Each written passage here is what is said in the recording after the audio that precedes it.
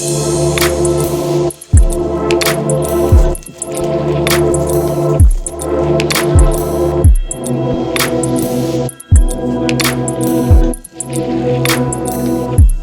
शुक्रिया स्त्री काल का मुझे जोड़ने के लिए फिर से बहुत शुक्रिया मनोरमा।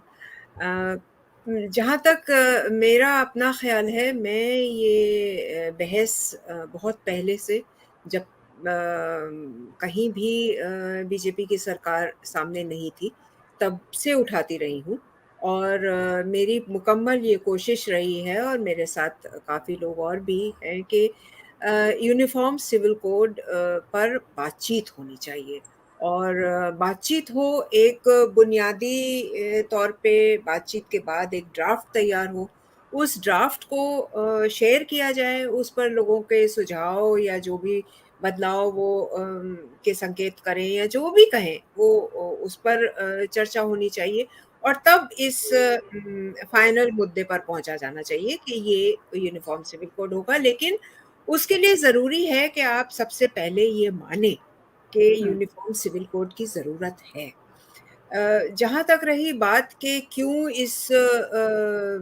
को शामिल नहीं किया, क्यों पहले ही यूनिफ़ॉर्म सिविल कोड नहीं बनाया गया, तो उस पर हमारे पास हज़रत मोहानी के दस्तावेज़ मौजूद हैं, जिन्होंने बाबा साहब अम्बेडकर से ये सवाल किया था कि आपने मुसलमान महिला को और ईसाई महिला को क्यों मझधार में छोड़ दिया है?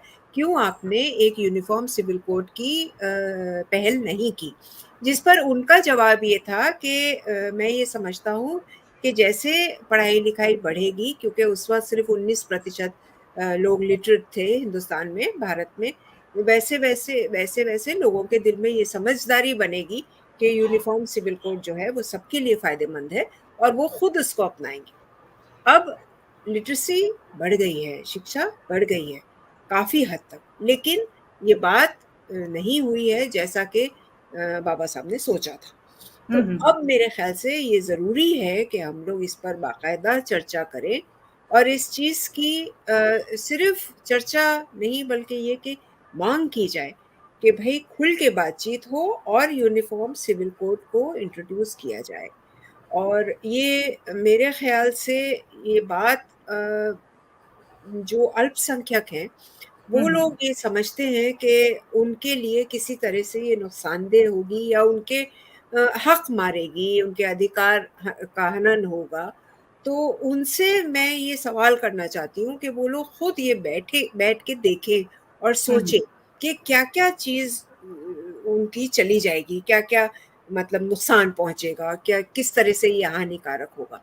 और वो हुँ, खुद देखेंगे कि सिवाय 3-4 चीज़ों के जो कि पहले से ही एक तरह से हानिकारक हैं, तो उनको हुँ। हटाए जाने के अलावा यूनिफ़ॉर्म सिविल कोड जो है वो किसी तरह से नुकसानदेह नहीं होगा।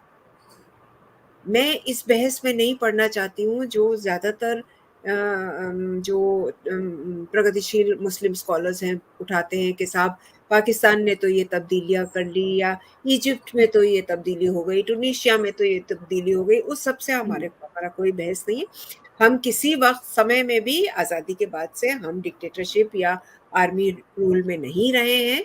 हम शुरू से एक डेमोक्रेटिक देश हैं, तो इसलिए हमारे यहाँ जो बात प्रिएम्बल ही कॉन्स्टिट्यूशन का प्रिएम्बल हमको दे रहा है, बराबरी, उसी को अगर हम नहीं इम्प्लीमेंट कर रहे हैं, तो ये एक तरह से तो कॉन्स्टिट्यूशन के खिलाफ जाने वाली बात है। मैं ऐसा समझती हूँ।